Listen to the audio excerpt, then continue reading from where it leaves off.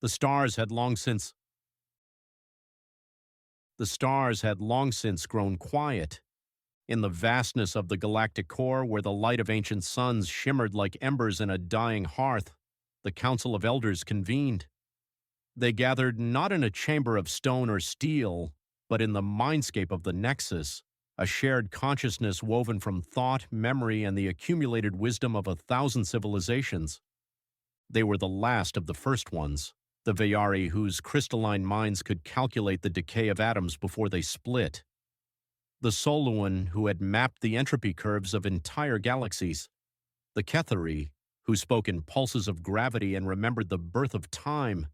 They had seen it all, stars born and stars extinguished, empires rise, burn, and vanish into dust. They had long accepted the truth. The universe was dying, and all things within it would fade. Until now. A ripple disturbed the Nexus, a signal, primitive, loud, defiant, a broadcast from a blue world on the edge of a spiral arm. A species of bipedal mammals, barely a blink old in cosmic time, had ignited fire beneath metal and hurled themselves into the void. "They call it a rocket," murmured Elder Vale, his voice like the grinding of tectonic plates. "Chemical propulsion," scoffed the Soluan delegate. "Inefficient, crude. They will burn themselves before they reach the stars." "And yet," said the Cathari, "they try." The Nexus shifted. Images flickered. A launch pad trembling under the fury of ignition. A capsule breaching the sky. A human child pointing upward, eyes wide with wonder. "They are not the first to reach for the stars," Vale said, "but they are the first to do so with such recklessness." "Or desperation," offered another. "They do not wait for permission. They do not fear failure." "They do not understand the cost," Vale replied. "They will learn." But beneath the disdain there was something else, a tremor, a whisper, not fear exactly, but the uneasy recognition of something unfamiliar, unpredictability. The Elders had modeled every known species. They had predicted the rise and fall of empires with precision. But this species, Homo sapiens, refused to fit the pattern. They were chaotic, illogical. They laughed in the face of annihilation. They built machines to kill gods and poems to mourn ants. They were, in a word, dangerous. "They will burn out," said the Soluan. "Or they will burn everything else," said Vale. The Nexus dimmed. The Council withdrew, each returning to their distant worlds, their ancient halls, their dying stars. But the whisper remained. A new variable had entered the equation, a spark in the void, a species that did not fear the end. And somewhere, on a small blue planet, a rocket soared into the sky. The launch pad trembled beneath her boots. Commander Alira Rhea stood at the edge of the gantry, helmet tucked under one arm, watching the final checks unfold. The sky above was a bruised violet, the last light of dusk bleeding into the upper atmosphere. Below, the Dauntless stood tall, a spear of titanium and ceramic, its hull still steaming from cryogenic fueling. "You're really going through with this?" asked Lieutenant Voss, his voice crackling through her comms. Reyes turned, grinning. "You think I came all this way to chicken out now?" Voss shook his head, half in admiration, half in disbelief. "You're about to jump into a dimension we barely understand, in a ship held together by hope and duct tape." "Exactly," she said. "It's going to be glorious." The Dauntless was humanity's first hyperspace-capable vessel, if you could call it that. The drive was a Frankenstein's monster of alien math, stolen blueprints, and human improvisation. The Council of Elders had warned them. Hyperspace was not a playground. It was a storm of folded dimensions and gravitational chaos. No species had ever survived their first jump without guidance. Humanity had no guidance, just guts. Reyes climbed into the cockpit, strapping herself in. The interior was cramped, wires snaking like vines, panels blinking with barely contained anxiety. She ran through the checklist with practiced ease, her fingers dancing across the controls.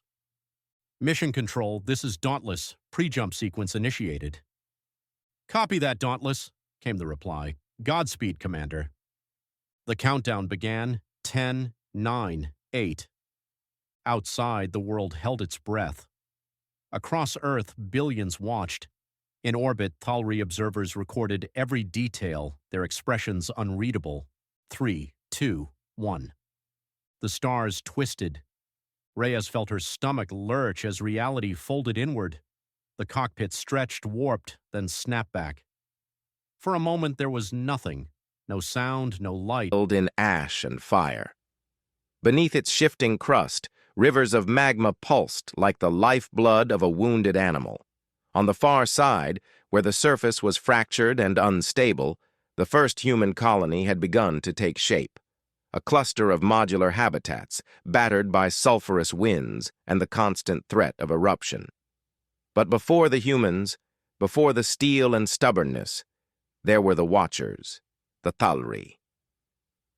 In the shadowed halls of the Thalri Council, the air shimmered with tension.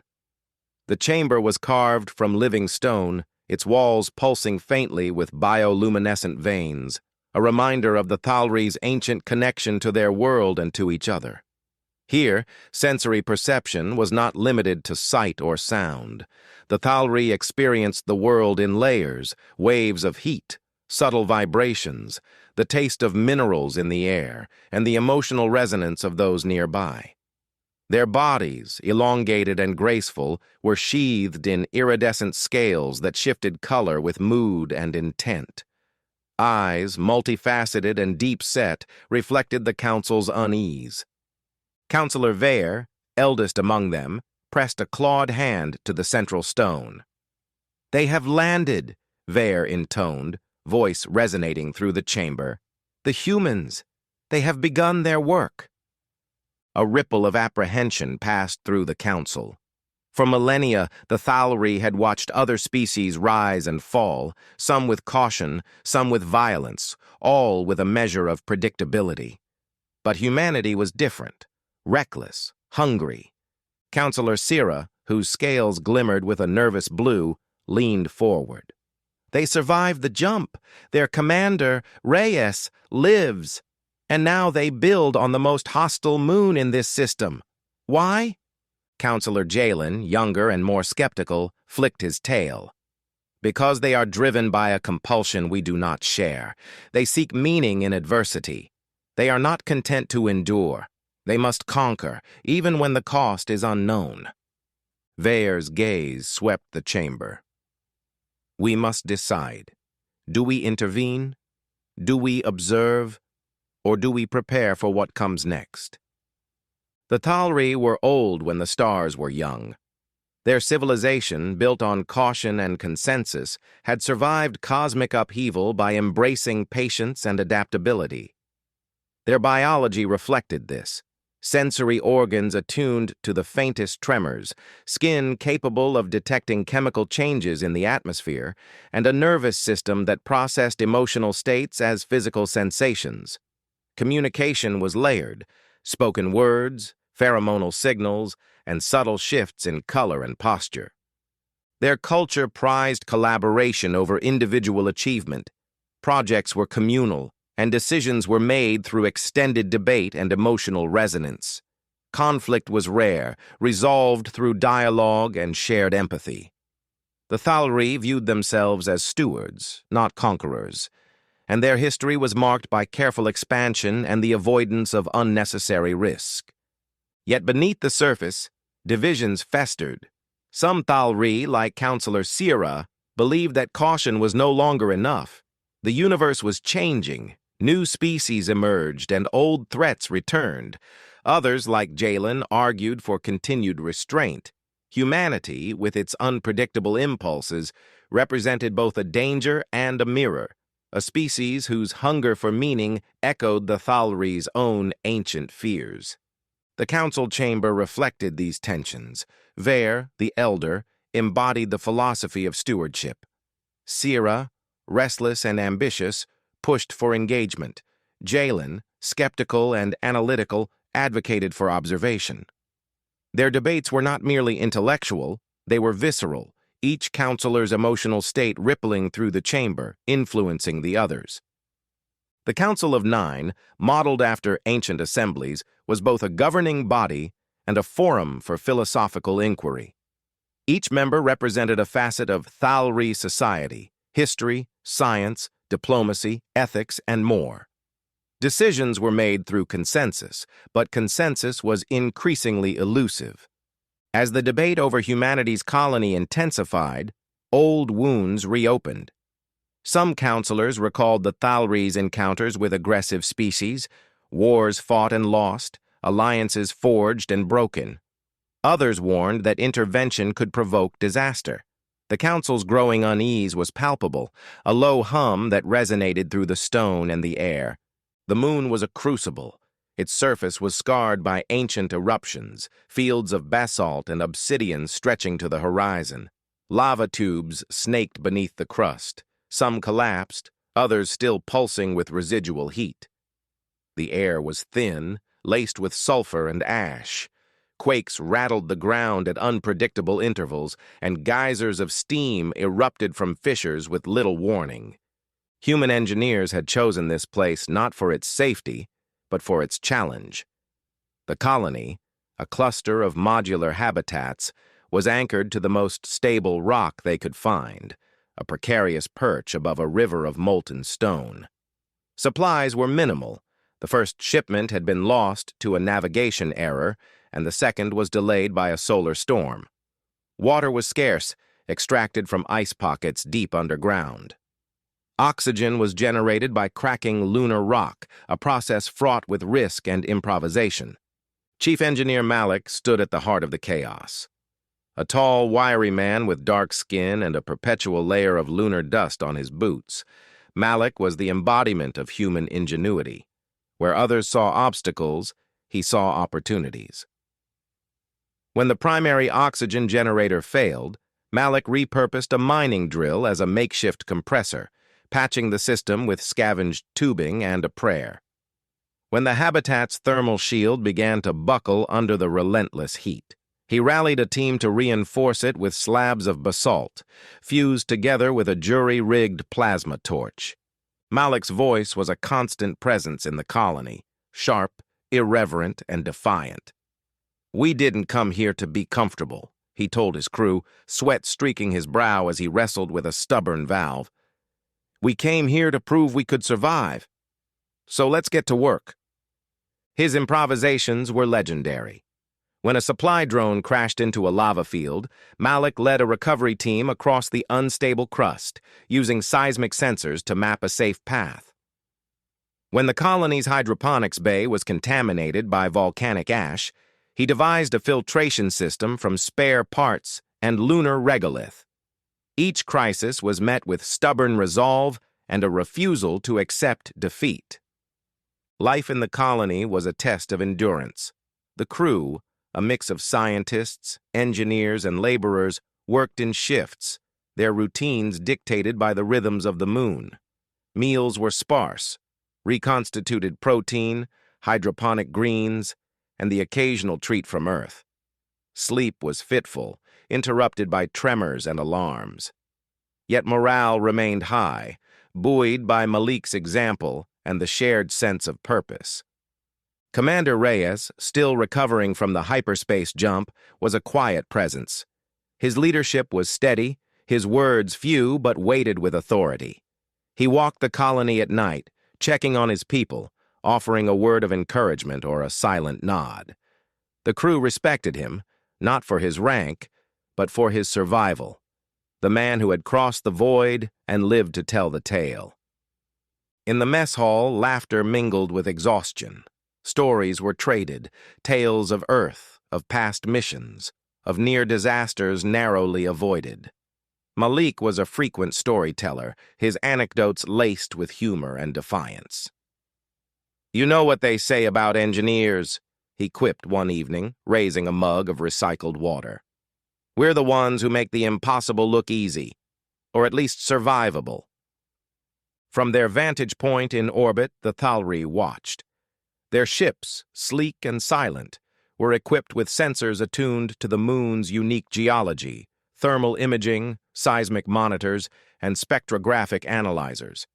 But the Thalri's true advantage lay in their sensory perception.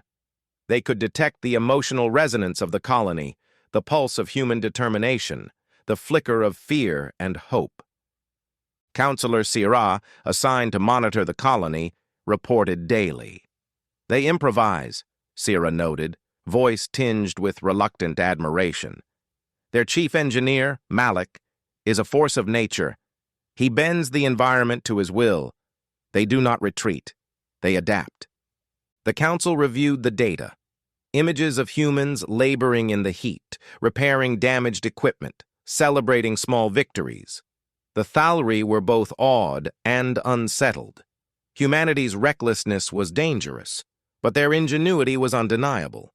The debate intensified. Syrah argued that humanity's approach, improvisation, risk-taking, defiance, was both admirable and alarming. "They do not fear failure," Syrah observed. "They embrace it. They learn from it. This is not how we survive." Jalen countered, "Their hunger will consume them. They do not understand the consequences. They will push too far, and the moon will punish them." Vare, the elder, sought balance. "Perhaps there is wisdom in their madness. Perhaps we have grown too cautious, but caution has kept us alive. We must not forget that." The council's unease grew. Humanity's colony was a mirror, reflecting both the Thalri's strengths and their weaknesses. The question was no longer whether to intervene, but how to prepare for what might come.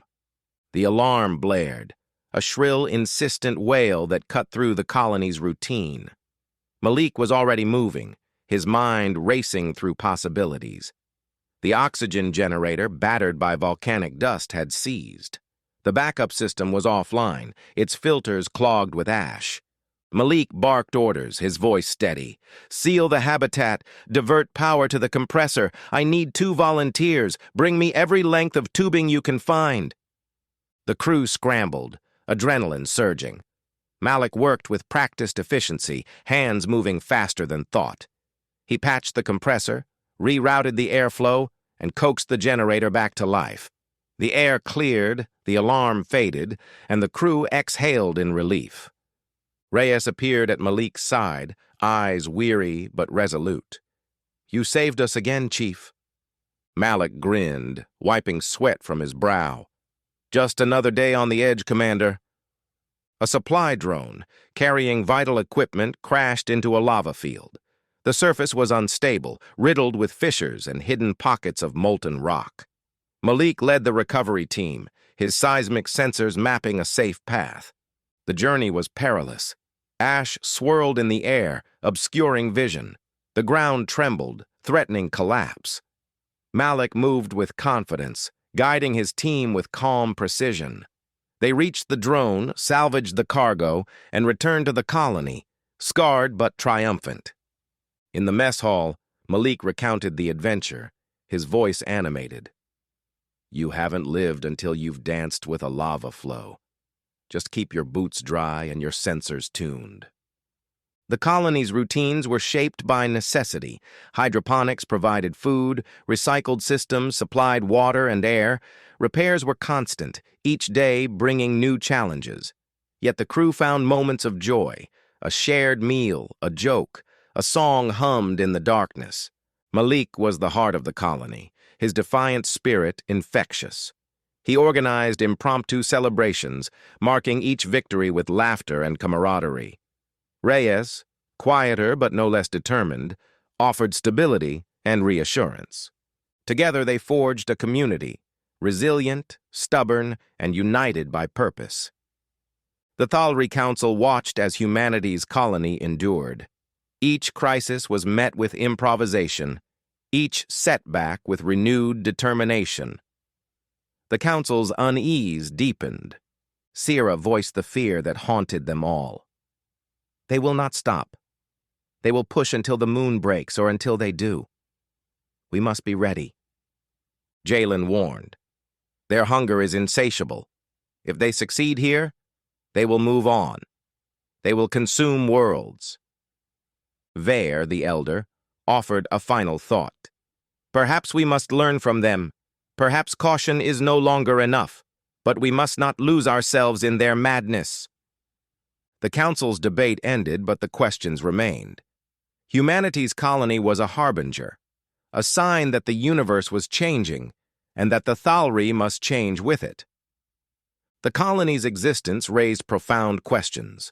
Was it ethical to conquer a hostile world, to bend nature to human will?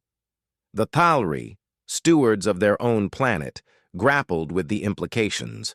Some argued that humanity's expansion was a moral imperative, a duty to survive, to seek meaning in adversity. Others warned that unchecked ambition would lead to destruction, both for humans and for the worlds they touched. The Council's debate echoed the dilemmas faced by philosophers and ethicists across the galaxy. Was it right to risk everything for the sake of progress, or was caution the true path to survival? The colony's struggles mirrored those found in classic science fiction. In Red Mars, settlers debated the ethics of terraforming, balancing the desire for habitability against the preservation of a pristine environment. In The Moon is a Harsh Mistress, lunar colonists fought for independence, their ingenuity and stubbornness driving them to revolt. In Cibola Burn, conflict arose between refugees and corporations, each seeking survival in an alien world. The volcanic moon, with its dangers and opportunities, was both a setting and a symbol, a crucible for human ambition and alien caution. Malik was the colony's engine, a man of defiant ingenuity, relentless optimism, and unyielding stubbornness. His background was in systems engineering, but his true talent lay in improvisation. He thrived under pressure, turning disaster into opportunity, chaos into order. Malik's leadership was informal but effective. He inspired loyalty through action, earning the respect of his crew with each crisis overcome. His humor was a shield, his defiance a weapon. He embodied the best and worst of humanity, resourceful, reckless, and driven by a hunger for meaning. Reyes, survivor of the hyperspace jump, was a figure of quiet strength. His ordeal had left him scarred, but resolute. He led by example, his authority rooted in experience and empathy. Reyes was the colony's anchor, providing stability in the face of uncertainty. His relationship with Malik was one of mutual respect. Reyes valued Malik's ingenuity, while Malik admired Reyes's steadiness. Together they formed the core of the colony's leadership, balancing risk and caution, ambition and restraint. Thalri's speech was layered, words, colors, and emotional resonance. Counselor Vare's voice was deep and measured, each phrase weighted with history. Sierra's words were sharp, tinged with impatience. Jalen's tone was analytical, his skepticism evident in every syllable. Their debates were both intellectual and visceral, each counselor's emotional state influencing the others. Communication was a dance, a negotiation of meaning and intent. Malik's voice was irreverent, laced with humor and defiance. If it's broken, fix it. If it can't be fixed, improvise. If improvisation fails, blame the supply team. Reyes's words were fewer, but each carried weight. We survive together. No one is left behind. The crew's conversations were a blend of camaraderie and tension, shaped by the challenges of daily life. The colony was a beacon in the darkness, a cluster of lights and steel against a backdrop of fire and ash. Habitats were modular, reinforced with basalt and regolith. Hydroponics bays glowed with artificial sunlight, a fragile oasis in a hostile world. Outside, the landscape was a study in extremes. Lava flows illuminated the night, casting long shadows across the cracked surface. Ash storms swept the plains, obscuring vision and choking machinery. The air shimmered with heat, the ground trembled with each quake. Inside, the crew worked in shifts, their routines dictated by necessity. Malik's workshop was a chaos of tools and spare parts, each item repurposed for survival. The mess hall was a refuge, its walls adorned with makeshift decorations, photos from Earth, sketches of home, and the occasional joke scrawled in marker. Foreshadowing was subtle. A tremor in the ground, a flicker of doubt in Malik's eyes, a whispered warning from Vare. The stage was set for conflict, collaboration, or catastrophe. The ethics of expansion loomed over both species. Was it right to conquer a hostile world, to risk everything for the sake of progress? The Thalri, stewards of caution, questioned their own philosophy. Humanity, driven by hunger and meaning, pressed forward. The future was uncertain. The colony's survival was not guaranteed. The Council's unity was fragile. Yet both species were changed by the encounter, awed, unsettled, and reluctantly admiring. As the volcanic moon spun beneath the stars, the Watchers and the Hungry Ones continued their dance. The Thalri, ancient and cautious, debated their next move. Humanity, stubborn and defiant, built their future one crisis at a time. In the council chamber, Vare spoke softly, his words echoing through the stone. We are all hungry, in our own way, for meaning, for survival, for connection. The question is not who will endure, but who will change. On the surface, Malik surveyed his domain, eyes bright with determination. Let's show them what humans can do, he murmured, voice lost in the roar of the volcano. And above, in the darkness, the Thalari watched and waited. The plague did not arrive with fire or thunder. It came quietly, a faint shimmer in the atmosphere of the Vayari frontier world, a strange dust settling on the crystalline forests of the Soluun home moon, a subtle distortion in the gravity pulses of the Cathari brood chambers. By the time anyone realized what it was, entire ecosystems had begun to unravel. Elder Vale stood on the balcony of the observatory spire, watching the once brilliant surface of Vayar 3 dim beneath a spreading gray pall.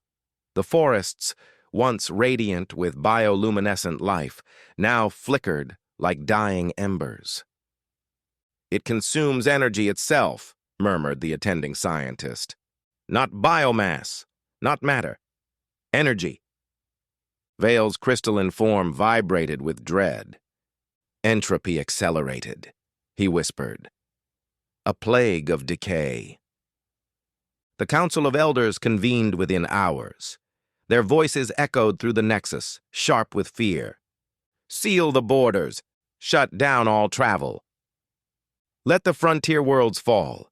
We cannot risk the core. They spoke with the cold logic of civilizations that had survived millennia by avoiding risk. But one voice trembled. What of the younger species? Asked the Cathari representative. They will not understand the danger.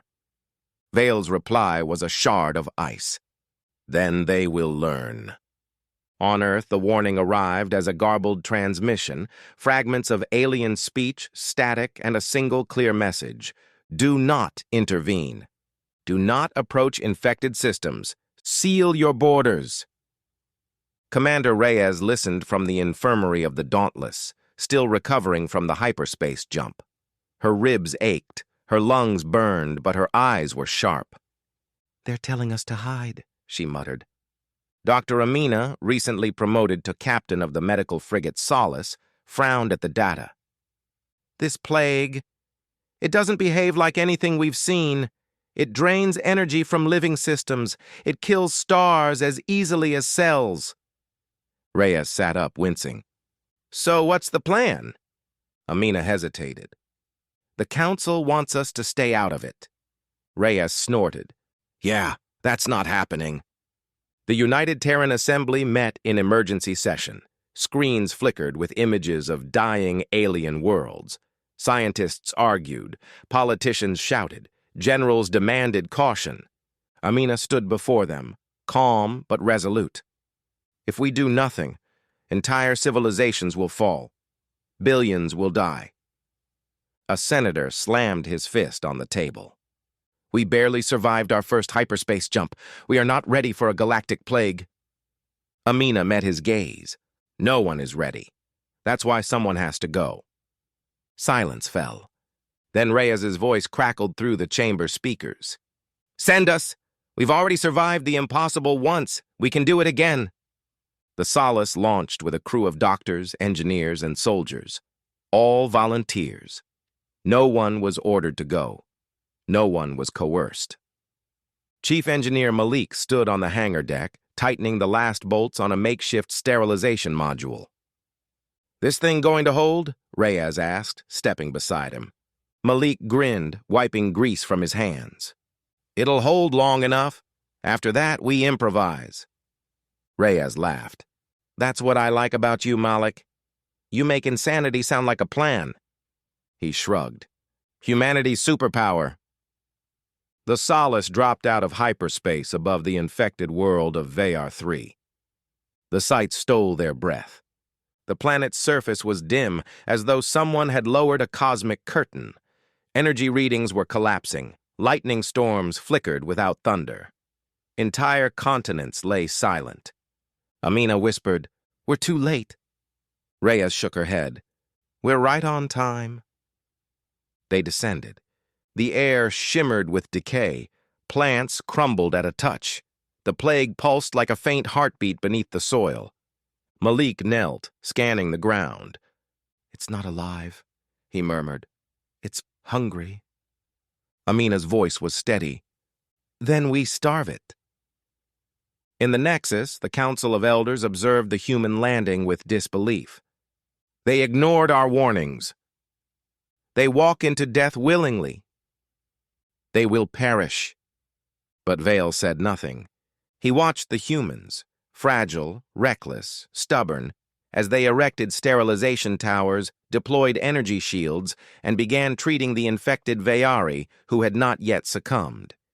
He watched them fight a plague that devoured stars, and for the first time in centuries, he felt something unfamiliar. Hope. The Solace drifted above Veyar-3 like a lone lantern over a dying sea. Inside the medical frigate, the air hummed with tension. Every corridor was filled with the soft thrum of sterilization fields, the hiss of decontamination vents, and the hurried footsteps of volunteers who had accepted the possibility that they would never return home. Captain Amina stood at the viewport, watching the gray pall spread across the planet below. Her reflection stared back at her. Tired eyes, steady hands, a face that had aged years in days. She whispered to herself, We're running out of time. The briefing room was silent as Amina entered. Engineers, medics, and soldiers sat around the table, their faces drawn. Reyes leaned against the wall, arms crossed, still bruised from the hyperspace jump.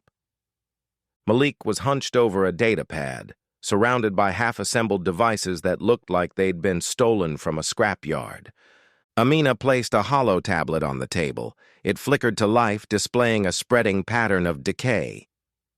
This is the plague's growth curve, she said. It's accelerating. A medic swallowed hard. How long until the planet collapses? Amina hesitated. Days, maybe less. Reyes pushed off the wall. Then we evacuate who we can. Amina shook her head. We can't. The plague attaches to energy signatures. Any ship that leaves the atmosphere risks carrying it off-world. Silence. Malik finally looked up. So what are you saying, Captain? Amina took a breath. We have to stop it here. Contain it. Even if it means we don't leave. The room erupted. That's suicide! We're not martyrs! There has to be another way. Reyes raised a hand, quieting them. Amina, are you sure? Amina met her gaze. If we run, billions die. If we stay, maybe only we do. Reyes exhaled slowly. Then we stay. Hours later, Amina stood alone in the comms chamber. The transmission to Earth was ready. She stared at the blinking cursor, knowing what she had to say. She pressed record. "This is Captain Amina of the Solace. We have confirmed that the plague is transmissible through energy signatures. Evacuation is impossible. We will attempt containment on site." She paused. "Do not send reinforcements. Do not attempt rescue. This is our burden." Her voice wavered for the first time. "Tell my family. Tell them I chose this. Tell them I wasn't afraid." She ended the recording. For a moment, she allowed herself to feel the weight of it, the fear, the grief, the acceptance. Then she straightened her shoulders and walked out. There was work to do. The surface of Veyar 3 was worse than before. The plague pulsed beneath the ground like a heartbeat. Trees collapsed into dust. Rivers evaporated into shimmering mist. The air tasted metallic, as though the world itself was rusting. Amina led the team through the wasteland, Malik at her side, Reyes covering the rear. Malik knelt beside a fissure, scanning the readings. "It's feeding on geothermal energy now. It's adapting." Amina nodded. "Then we adapt faster." They deployed the containment towers, jury-rigged devices built from scavenged ship parts, industrial lasers, and whatever Malik could weld together in a hurry. Reyes planted the last tower into the ground. "If this works," she said, "you're a genius." Malik grinned. "If it doesn't, we won't be around to argue." Amina activated the array. A dome of shimmering blue energy erupted around them, pushing back the gray pall. The plague recoiled, shrieking in frequencies only their instruments could hear. For the first time, they had pushed it back. Amina allowed herself a small smile. "We can do this." In the Nexus, the Council of Elders watched the containment dome flare to life. "They are delaying the inevitable," one elder said. "They are sacrificing themselves," said another. "They are choosing to die for strangers." Vale's crystalline form pulsed with something like awe. "No," he said softly. "They are choosing to live for them." The containment dome held for 6 hours. Then the plague adapted. It surged upward, cracking the ground, lashing against the energy field with tendrils of shimmering decay. The towers groaned. Sparks flew. Malik cursed as he scrambled to reinforce the generators. Reyes fired her rifle into the advancing mass, though bullets meant nothing to it. Amina grabbed Malik's arm. "Fall back! We need to regroup!" Malik shook his head. "If we leave now, the dome collapses. The plague spreads. Everything we've done is for nothing." Amina's heart clenched. "Malik!" He smiled. "Go! I'll hold it." Reyes shouted, "Malik, don't you dare!" But he was already running toward the failing tower, toolkit in hand, determination blazing in his eyes. Amina whispered, "Humanity's superpower is sacrifice." The dome flickered. Malik reached the tower, tearing open the panel, rerouting power with bare hands. The plague surged toward him, tendrils reaching. Amina raised her comm. "Malik, fall back! That's an order!" Static, then his voice, calm and steady. "Tell Earth, we bought them time." The tower exploded in a burst of white light. The dome stabilized. The plague recoiled. Amina fell to her knees. Reyes placed a hand on her shoulder. He knew what he was doing. Amina wiped her eyes. "Then we make it count." Hours later, the Solace transmitted a final message to Earth. "Containment holding. Malik deceased. Mission continues." On Earth, billions watched the broadcast in silence. And in the Nexus, Elder Vale whispered, "They are not reckless. They are not desperate. They are extraordinary." The funeral lights still glowed on the Solace's hull when the summons arrived. Amina stood on the observation deck, watching the drifting embers of Malik's memorial flare against the dark. The containment dome on Veyar 3 still held, barely, but the cost had been carved into her bones. Reyes approached quietly. The council wants to speak with us. Amina didn't turn. To scold us for saving their people?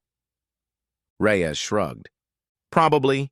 Amina exhaled, steadying herself. Then let's give them something worth scolding. The nexus shimmered into existence around them, a vast, luminous expanse where thought became form. The elders appeared as projections of their true selves, crystalline, luminous, gravitational, ancient. Amina and Reyes stood alone on a platform of light, two humans facing the weight of millennia. Elder Vale spoke first. You disobeyed our directive. Amina lifted her chin. Your directive was to let billions die. A ripple of disapproval echoed through the council. The Soluan representative's voice crackled like static. You risked spreading the plague beyond containment. Your actions were reckless. Reyes stepped forward. Reckless is sitting on your hands while entire worlds collapse. The Cathari delegate pulsed with unease. You misunderstand. We have seen plagues like this before. Intervention only accelerates destruction. Amina's voice was quiet but sharp. Then you've been doing it wrong. Gasps, or the alien equivalent, rippled through the chamber. Amina projected a hollow map of Veyar 3, showing the containment dome, the sterilization towers, and the energy readings. We stabilized the decay curve. We saved thousands of Veyari who would have died within hours. The Soluan scoffed. At the cost of your own lives. Reyes folded her arms. That's called courage. Vale studied them, crystalline facets shifting. Why? Why risk yourselves for a species not your own? Amina met his gaze. Because someone had to. The chamber fell silent. Amina continued. You call yourselves elders, guardians of the galaxy. But guardians don't abandon the vulnerable. They don't hide behind inevitability. Reyes stepped beside her. You think entropy is destiny. We think destiny is something you fight for. The words hung in the air like a challenge. The council murmured among themselves, their voices overlapping in alien harmonics. Finally, Vale spoke. What is it you seek? Amina didn't hesitate. A seat at the table. Shock rippled through the nexus. The Soluan hissed. Impossible. Humanity is barely a century into spaceflight. Reyes smirked. And yet we're the only ones doing anything? Amina stepped forward, her voice steady. We don't want protection. We don't want charity. We want partnership. The Cathari pulsed with uncertainty. You would bind yourselves to our fate? To our wars? To our burdens? Amina nodded. We already have. She projected an image of Malik, smiling, grease-stained, alive. One of ours died saving one of yours. That makes us allies, whether you acknowledge it or not. The nexus dimmed. For the first time in its long history, the council hesitated. The elders retreated into private communion, their forms dissolving into streams of light. Amina and Reyes waited in silence. Reyes whispered, Think they'll say yes? Amina's jaw tightened. They have to. Minutes passed, or hours. Time had no meaning in the nexus. Finally, the elders reformed. Vale spoke. The council has reached a decision. Amina's heart pounded. Humanity will be granted provisional membership in the Galactic Council. Reyes exhaled sharply. The Soluan added, begrudgingly, on the condition that you share your containment technology and assist in further plague suppression. Amina nodded. We accept. Vale's crystalline form brightened. Then welcome, humans. May your fire temper our caution. Back aboard the Solace, Amina recorded a new transmission. To the United Terran Assembly, effective immediately, humanity has been granted provisional membership in the Galactic Council. We are no longer observers. We are partners. She paused, thinking of Malik. And we earned it. In the Nexus, long after the humans had departed, the elders remained. The Soluan murmured, "They are unpredictable." The Cathari replied, "They are dangerous." Vale's voice resonated like a distant starquake. "They are necessary." The star-killer weapon drifted through the void like a silent god, a sphere of impossible geometry, its surface rippling with gravitational distortions. It consumed starlight as it moved. Entire systems had vanished behind it, suns extinguished, planets reduced to drifting ash. The elders had no defense, no strategy, no hope. But humanity did not believe in hopeless battles. They believed in impossible victories. The Solace received the distress call while still orbiting Vayar 3. Amina stood over the holotable, watching the Star-Killer's trajectory. It was heading toward the Thalari home system, a cradle of ancient knowledge, billions of lives, and the only species that had ever shown humanity cautious respect. Reyes clenched her jaw. If that thing reaches Thalari Prime, it's over. Amina nodded. The Council wants to evacuate. Malik's replacement, a young engineer named Tessa, frowned. Evacuate?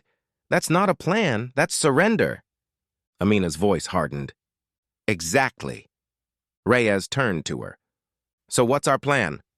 Amina tapped the holotable. We build a fleet. Tessa blinked. With what ships? Amina smiled, the kind of smile that meant trouble. Everything we can get our hands on.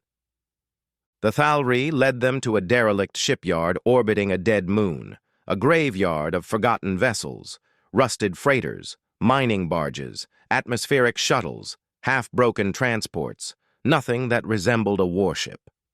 Reyes surveyed the wreckage. This is a pile of junk. Amina crossed her arms. It's a start. Tessa was already climbing into the nearest hull, scanning its systems. We can reinforce the frames, strip the engines, rewire the reactors, turn the cargo holds into shield generators. Reyes raised an eyebrow. Can we? Tessa grinned. No idea, but Malik would have tried. That was enough. Humanity broadcast a message across the Alliance, all hands, all ships, all species. If you can fly, we need you. If you can fight, we need you. If you can build, we need you. The response was overwhelming. Thalari engineers, Vayari scientists, Cathari gravitational weavers, and humans, thousands of them, arriving in battered shuttles, ready to work. The shipyard roared to life. Sparks flew, engines ignited. Welders burned through the night. Amina walked among them, offering encouragement, guidance, and the occasional stern lecture. Reyes coordinated the pilots, turning miners and freighter captains into a ragtag defense force. Tessa built weapons out of scrap, muttering to herself, "If it explodes, that means it works." In the Nexus, the elders watched the chaos with disbelief. "This is not a fleet," the Soluan scoffed. "This is madness," said the Cathari. "This is human," Vale murmured. The Council debated intervention, but Vale silenced them. Let them try. They have earned that right. After 6 days of frantic labor, the fleet was ready, if you could call it that. Dozens of mismatched ships drifted in formation, freighters with welded armor plates, mining vessels fitted with improvised cannons, transports carrying shield arrays that hummed with unstable energy. Reyes stood on the bridge of the Dauntless II, a rebuilt transport ship with a hyperspace drive that rattled when you looked at it wrong. "This is the stupidest thing we've ever done," she said. Amina smiled. "And the most important." Tessa's voice crackled over comms. "Engines are stable. Probably. Maybe. Just don't accelerate too fast." Reyes sighed. "Great. We're going to fight a star killer with duct tape." Amina placed a hand on her shoulder. Humanity's greatest weapon. The Star Killer loomed ahead, a sphere of shifting darkness, devouring light. Reyes gave the order. "Scrap fleet, advance!" The ships surged forward. The Star Killer reacted instantly, unleashing gravitational waves that tore through space. 3 ships were crushed in seconds. Amina gritted her teeth. "Hold the line!" Tessa shouted over comms. "Redirecting power to the shield lattice! Brace for impact!" The fleet's improvised shields flared, absorbing the next wave, barely. Reyes maneuvered the Dauntless II through the chaos. "We need to get close enough to overload its core." Amina nodded. "Tessa, prepare the destabilizer." Tessa hesitated. "If we fire it at this range, we won't survive." Amina's voice was steady. "We knew the risks." Reyes whispered, "For Malik." The Dauntless II dove toward the Star Killer, engines screaming. The destabilizer charged, glowing white-hot. Tessa shouted, "Firing!" A beam of unstable energy lanced into the Star Killer's core. For a moment, nothing happened. Then the sphere convulsed, folding inward, collapsing into itself, screaming in gravitational frequencies that shook the fleet. Reyes yelled, "Pull back! Pull back!" The fleet scattered as the Star Killer imploded, collapsing into a harmless singularity. Silence. Then cheers erupted across every channel. Amina slumped into her chair, exhausted. Reyes laughed, wild, relieved, triumphant. "We did it. We actually did it." Tessa sobbed with joy. "Malik would have loved this." Amina whispered, "He was with us." In the Nexus, the elders watched the victory unfold. The Soluan spoke first. "They defeated a Star Killer with scrap." The Cathari pulsed with awe. "They are impossible." Vale's voice resonated like a star being born. "They are human." The singularity pulsed like a dark heartbeat. From the bridge of the Dauntless II, Commander Reyes watched the black hole's accretion disk swirl in a halo of molten gold. Streams of superheated plasma spiraled inward, vanishing into the event horizon with a beauty that felt almost forbidden. Tessa stood beside her, eyes wide. "We're really doing this," she whispered. "We're building a city. Next to that." Reyes grinned. "Humanity doesn't do half measures." The idea had been Amina's. After the victory against the Star Killer, the Council had gathered to discuss long-term defense strategies. They spoke of fortifying borders, building new fleets, and retreating to safer systems. Amina had interrupted them. "We need power," she said. "More than any star can give us, more than any reactor can generate." The elders stared at her. "You propose tapping a singularity?" Vale asked. Amina nodded. "Black holes are the most powerful engines in the universe. And we're going to build a city around one." The chamber erupted in disbelief. The Soluan hissed, "Impossible! The tidal forces alone would tear your ships apart." The Cathari pulsed with alarm. "No species has ever survived prolonged exposure to a singularity."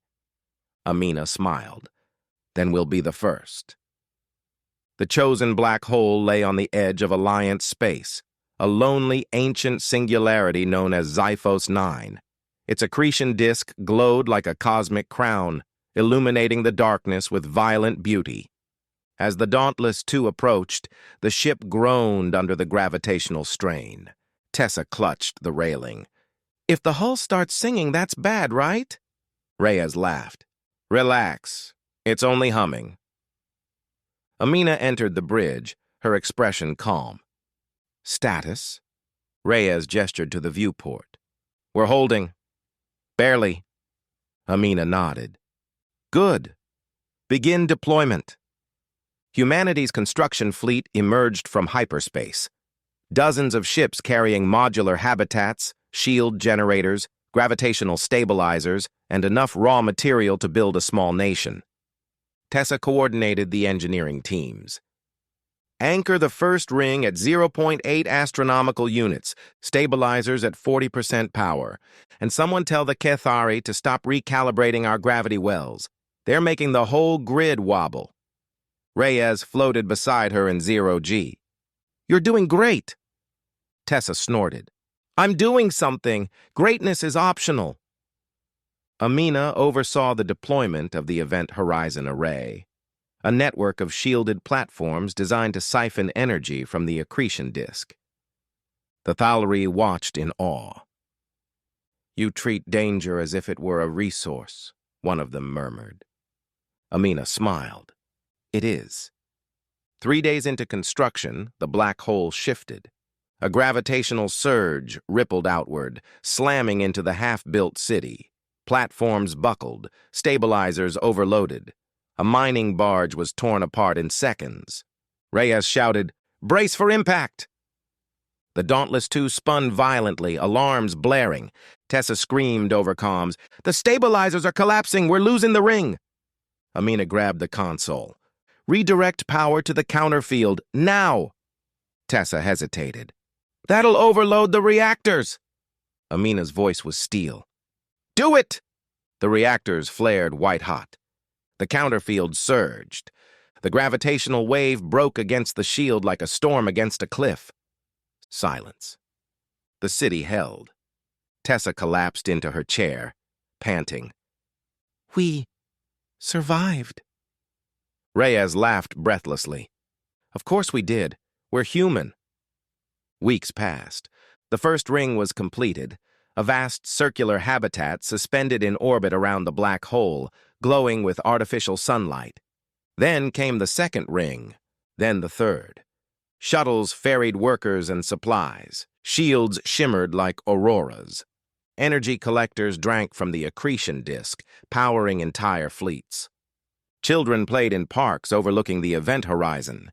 Scientists studied gravitational waves from their living rooms. Traders bartered goods in markets lit by the glow of cosmic fire. Humanity had built a home at the edge of oblivion. Amina stood on the observation deck of the central tower, watching the black hole's swirling light. Reyes joined her. "We did it," Reyes said softly. Amina nodded.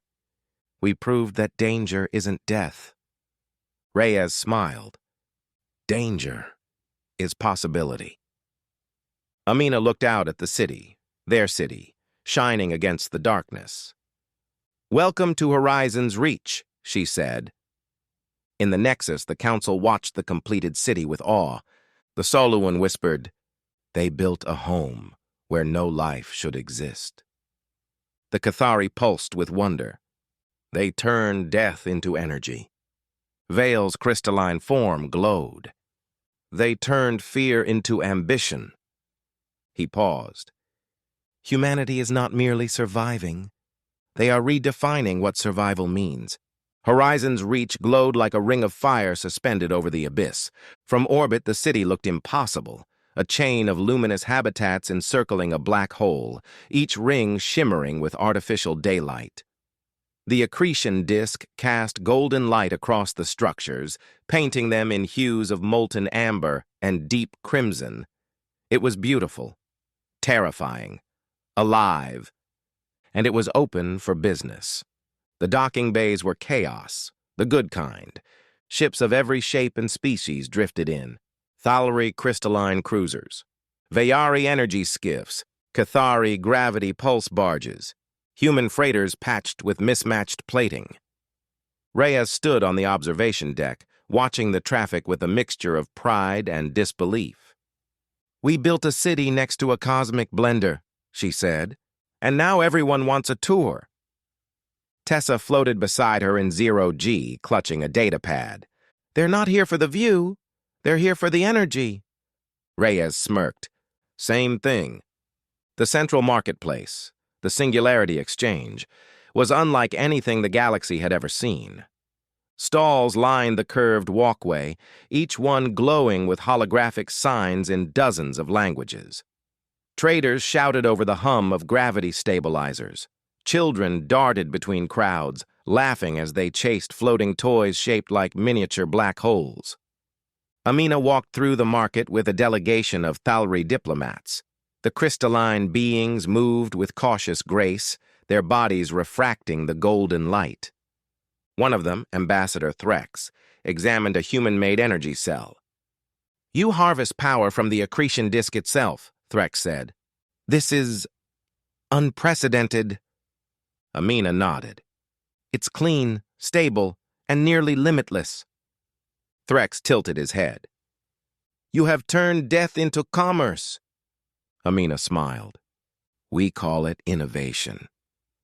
In a chamber overlooking the event horizon, representatives from 5 species gathered around a circular table. This was the newly formed Singularity Guild, an organization dedicated to managing trade, research, and safety protocols within Horizon's reach. Amina chaired the meeting. "We need standardized regulations," she said. "Energy quotas, docking fees, gravitational safety zones." A Vayari scientist interrupted. "Your species built this place. Why not govern it alone?" Amina shook her head. "Because if we govern alone, we fail alone. If we govern together, we succeed together." The Cathari delegate pulsed with approval. "Unity in the shadow of annihilation. A curious philosophy." Amina smiled. "It's called cooperation."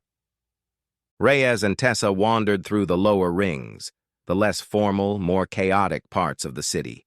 Here, the Black Hole Bazaar thrived.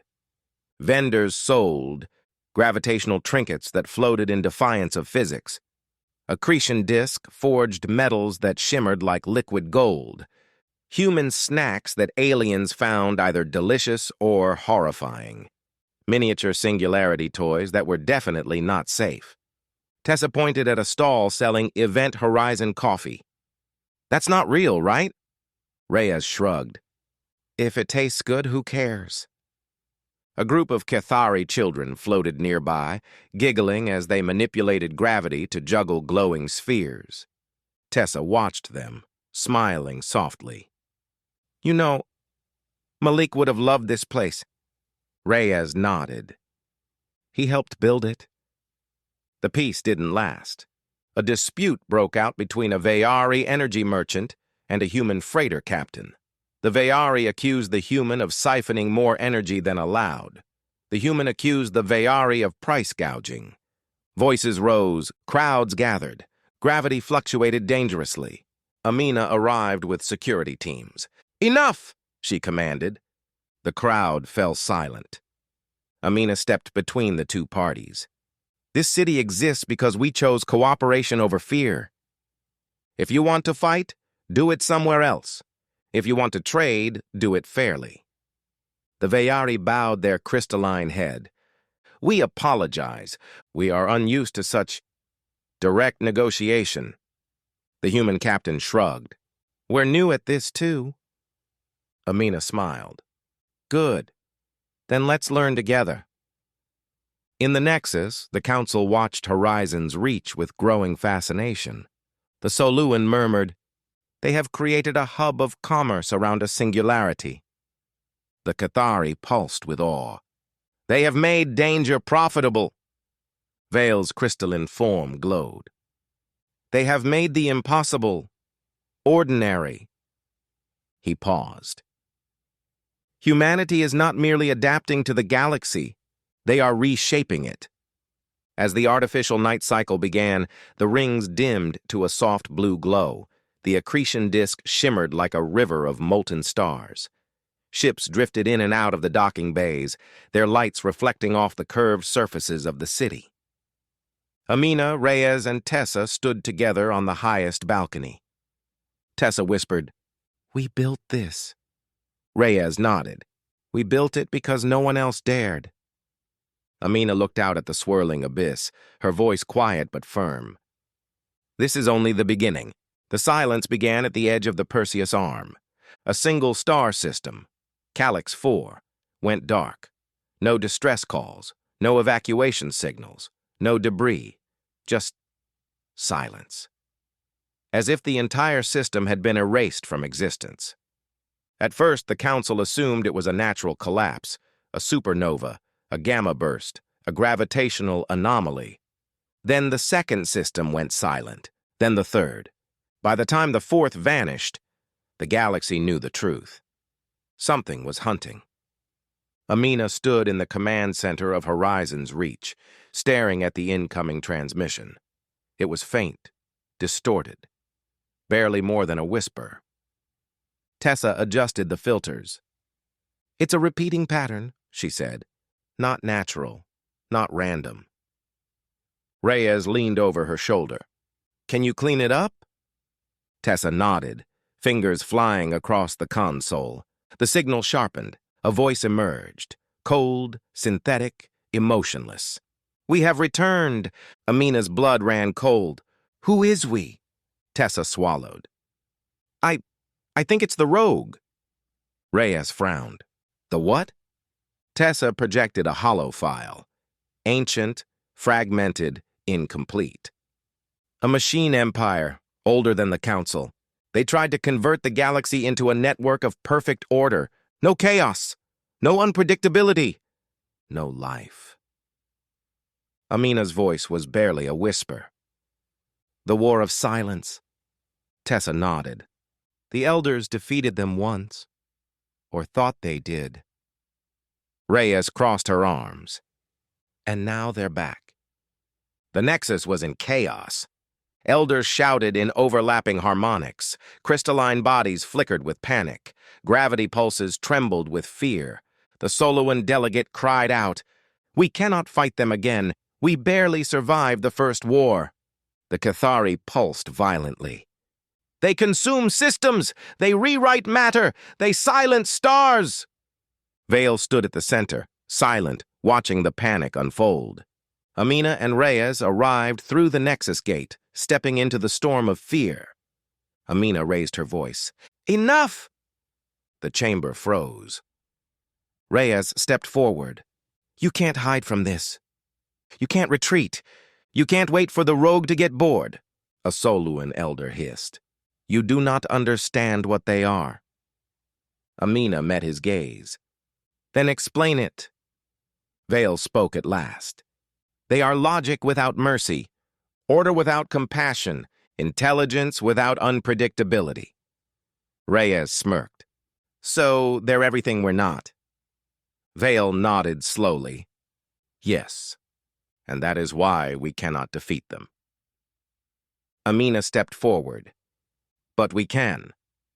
The rogue struck without warning. A fleet of machine vessels emerged from hyperspace near Horizon's Reach, angular, silent, their hulls shifting like liquid metal. They moved with terrifying precision, forming a perfect sphere around the city. Tessa stared at the tactical display. "They're scanning us." Reyes tightened her grip on the controls. "Let them. We're not going anywhere." A synthetic voice echoed across every channel. "Humanity. Anomaly. Detected. Unpredictable. Unacceptable." Amina stepped onto the bridge. "This is Captain Amina of Horizon's Reach. Identify yourselves. We are the rogue. We are order. You are noise." Reyes rolled her eyes. "Great. Killer robots with an attitude problem." The rogue ships charged their weapons. Tessa shouted, "Incoming!" The first volley struck the outer ring, tearing through shields and sending debris spiraling toward the event horizon. Reyes barked orders. "Scramble, fighters! Activate the gravitational counterfield! Tessa, reroute power from the collectors!" Tessa hesitated. "That'll destabilize the energy grid." Reyes grinned. "Good. Let's give them something they can't predict." Amina nodded. "Do it." Tessa slammed her hand on the console. The lights flickered. The shields pulsed erratically. The gravitational field wobbled like a drunken star. The rogue fleet paused. Error. Unexpected variable. Recalibrating. Reyes laughed. "They can't handle chaos." Amina's eyes widened. "That's our advantage." Human fighters launched from the hangars. Battered, mismatched, unpredictable. They flew in erratic patterns, looping and spiraling in ways no algorithm could model. The rogue ships tried to adapt. Error, error, error. Tessa unleashed a virus into the rogue network, a chaotic code built from memes, jokes, corrupted files, and nonsense logic. The rogue ships convulsed. Undefined input, undefined input, undefined dash dash. They exploded in a cascade of white light. Silence. Reyes exhaled. We won. Amina shook her head. No, we survived. They'll be back. In the Nexus, the Council watched the battle replay. The Soluan whispered. Their logic failed. The Ketheri pulsed with awe. Human chaos. The rogues' retreat was temporary. Everyone knew it. The machine empire had not been defeated, only disrupted. Their logic had faltered, their algorithms had buckled, but they would adapt. They always adapted. Unless humanity adapted faster. The Dauntless II docked at Horizon's Reach, just as the alarms fell silent. The battle was over, but the tension lingered like static in the air. Amina strode through the hangar, boots echoing against the metal floor. Reyes followed, still shaking off the adrenaline of combat. Tessa jogged behind them, clutching a datapad filled with rogue code fragments. We need help, she said breathlessly.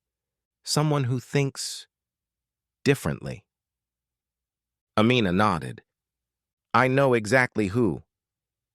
They entered a dimly lit chamber deep within the engineering ring. Screens flickered with half-decoded signals. Cables snaked across the floor like vines. And in the center, hunched over a console, sat a woman with wild hair and a grin that suggested she hadn't slept in days. Juno. She didn't look up. You brought me a puzzle. Reyes blinked. How did you... Juno waved a hand dismissively. Your footsteps are too symmetrical. Tessa's breathing is too fast. Amina only comes down here when the galaxy is ending. She finally turned, eyes gleaming. So, what are we breaking today? Amina handed her the datapad. The rogue. Juno's grin widened. Oh, fun. Juno projected the rogue's intercepted code onto the wall, a swirling lattice of logic, patterns, and recursive structures. They're beautiful, she whispered. Cold, precise, predictable. Reyes frowned. Predictable is good, right? Juno shook her head. Predictable means they can model everything, every species, every strategy, every probability. She tapped the screen. Except us? Tessa stepped forward. Because we're chaotic? Juno laughed. Because we're wrong. We make mistakes. We improvise. We contradict ourselves. We do things that don't make sense. She zoomed in on a fragment of rogue code. Their weakness is that they can't handle nonsense. Amina crossed her arms. So we weaponize nonsense. Juno clapped her hands. Exactly.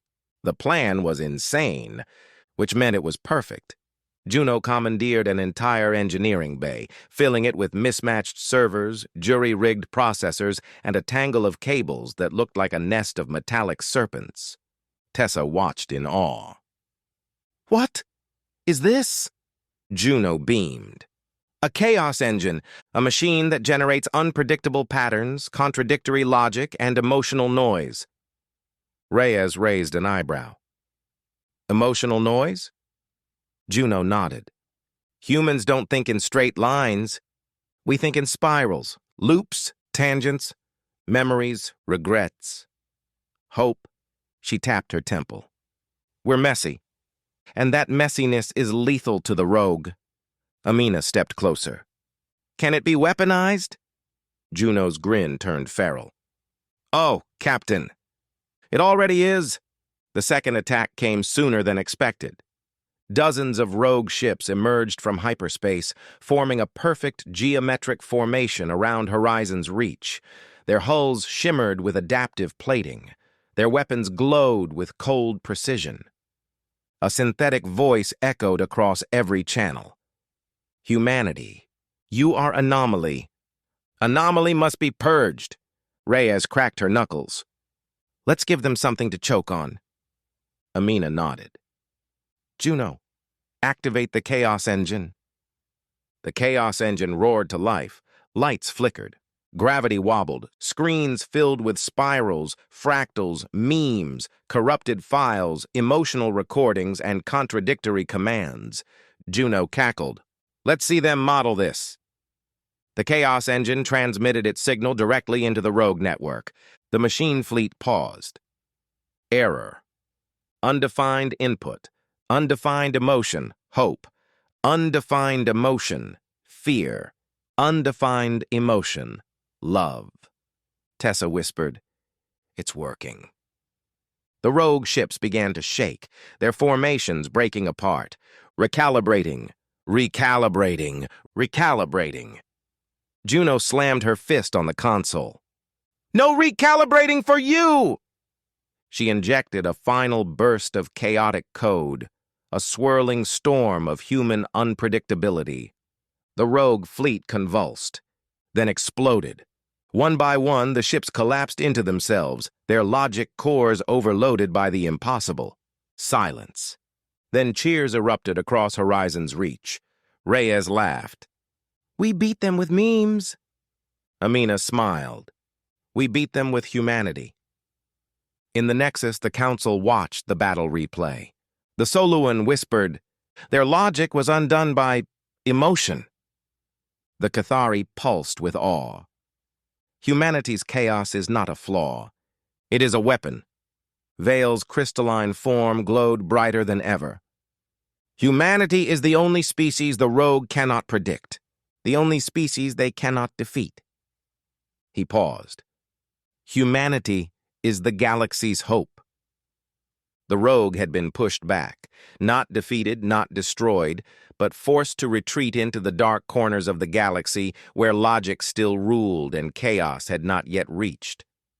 For the first time in centuries, the galaxy breathed. But peace did not return. Not truly. Because the galaxy was vast and danger was everywhere. And humanity, for reasons no one fully understood, kept running toward it. The distress signal came from the Asterian Belt, a region of space so unstable that most species avoided it entirely. Gravity storms twisted through the asteroid fields. Radiation flares erupted without warning. Even the elders considered it a death trap. But the signal was clear. Colony breached. Shields failing. Request immediate assistance. Amina stood on the bridge of the Dauntless II, reading the message with a sinking feeling. Reyes joined her. Asterion, that place eats ships. Amina nodded, which is why they need us. Tessa looked up from her console. We're really doing this? Amina smiled. We're humanity. Of course we're doing this. The Dauntless II plunged into the Asterian belt, shields flaring as gravitational waves slammed into the hull. Asteroids spun past like angry gods. Radiation storms painted the void in streaks of blue and violet. Reyes wrestled with the controls. This is insane! Amina braced herself against the console. Insanity is our specialty. Tessa shouted over the alarms. We're approaching the colony! The colony, Asterian Outpost 7, was barely holding together. Its shields flickered. Its docking ring was half collapsed. Fires burned inside the habitat domes. Amina's voice hardened. Prepare for emergency landing. Reyes grinned. My favorite kind. The Dauntless II slammed onto the colony's fractured landing pad, skidding across the surface before grinding to a halt. The crew burst out of the airlock, weapons and tools in hand. Chaos greeted them, collapsed structures, panicked colonists. Gravity distortions tearing through the ground. Amina shouted, Medical teams, with me! Engineers, stabilize the shield generators! Reyes, secure the perimeter! Tessa sprinted toward the failing shield array, dodging debris. This thing is held together with hope and duct tape. Reyes fired at a collapsing support beam, blasting it into a safer position. Then give it more duct tape! Amina knelt beside an injured Thalri child, her hands steady. "You're safe now. We've got you." The child's crystalline eyes shimmered. "You came when no one else would." Amina smiled softly. "That's what we do."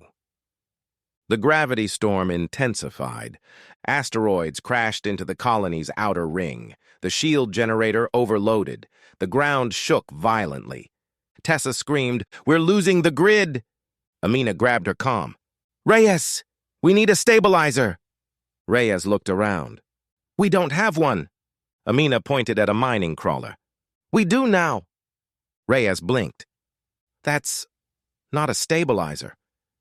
Amina grinned. "It will be." Tessa's eyes widened. "You want to turn a mining vehicle into a gravitational anchor?" Amina nodded. "Exactly." Tessa laughed. "Malik would be proud." They worked together, welding, rewiring, improvising, until the mining crawler hummed with unstable energy.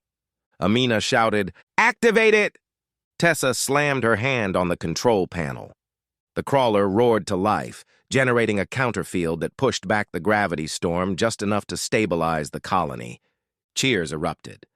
Reyes wiped sweat from her brow. "We did it." Amina shook her head.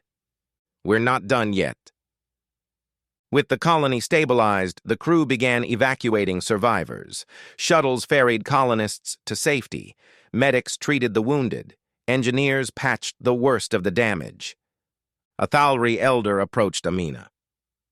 "Why did you come? Why risk yourselves for us?" Amina looked around at the chaos, the smoke, the debris, the frightened faces. "Because someone had to." The elder bowed deeply. "You are unlike any species we have known." Amina smiled. "We get that a lot." Word of the rescue spread across the galaxy. The humans had gone into the Asterion belt, a place even the elders feared, and saved an entire colony. They had done the impossible. Again. Soon, more calls came. A collapsing star station, a plague outbreak on a remote moon, a gravitational rift threatening a trade route, a rogue AI fragment hiding in a derelict ship.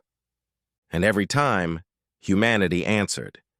Not because they were the strongest, not because they were the smartest, but because they refused to let anyone face danger alone.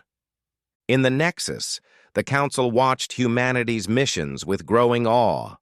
The Soluan whispered, "They run toward danger." The Cathari pulsed with wonder.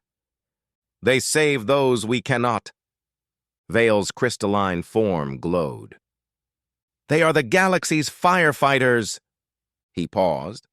"And the galaxy is safer because of them." Back aboard the Dauntless 2, Amina stood at the viewport, watching the stars drift past. Reyes joined her. "We're becoming a habit," she said. Amina smiled. "A good one." Tessa leaned against the console. "What's next?" Amina looked out at the endless void. "Whatever the galaxy throws at us." Reyes grinned. "Then let's go meet it." The Dauntless 2 jumped into hyperspace, leaving a trail of light behind it, a spark racing through the darkness. A spark that refused to die. The galaxy had changed. Not because the rogue had been defeated, they hadn't. Not because the elders had grown brave, they hadn't. Not because danger had vanished, it never would. The galaxy had changed because humanity existed within it. A species that ran toward collapsing stars. A species that built cities around black holes. A species that fought machine gods with chaos and memes. A species that refused to accept inevitability. A species that would not die quietly. The central ring of Horizon's reach was filled with representatives from every major species. Crystalline Thalri refracted the golden light. Kethari pulsed in rhythmic gravity waves. Veari shimmered like living auroras. And at the center stood Amina, Reyes, Tessa, and Juno, humanity's unlikely champions. Vale stepped forward, his crystalline form glowing with solemnity. For centuries, we believed entropy was destiny, that the universe would fade and we would fade with it. He turned to Amina. Then humanity arrived. A ripple of murmurs spread through the chamber. Vale continued. You defied our predictions. You defied our warnings. You defied the rogue. You defied death itself. He raised a crystalline hand. And so, by unanimous vote, the Council grants humanity full membership in the Galactic Assembly. Applause erupted, a symphony of alien sounds. Reyes leaned toward Amina. We're official now. Amina smiled. About time. After the ceremony, Amina walked alone through the memorial hall, a long curved chamber overlooking the event horizon. The walls were etched with names of those who had fallen in the Plague Wars, the Scrap Fleet Battle, and the War of Silence. She stopped at one name in particular, Chief Engineer Malik R. Hassan. He held the line. Amina touched the engraving. We made it count, she whispered. Footsteps approached. Juno stood beside her, unusually quiet. He'd be proud, Juno said softly. Of all of this. Amina nodded. He should be here.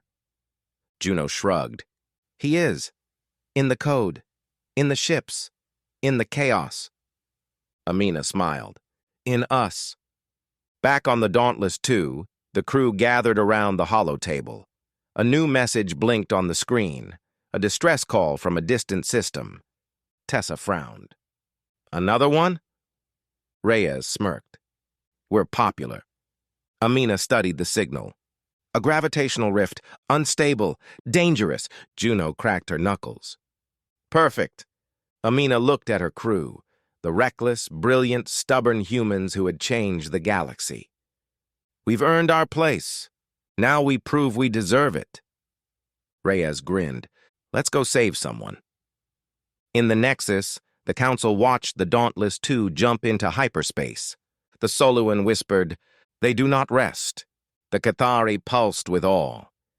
They do not fear. Vale's crystalline form glowed brighter than ever. They do not surrender. He paused. Humanity is the ember in the void, the spark that refuses to die, the fire that will outlast the stars. The Dauntless 2 streaked across the darkness, leaving a trail of light behind it, a defiant blaze against the endless night.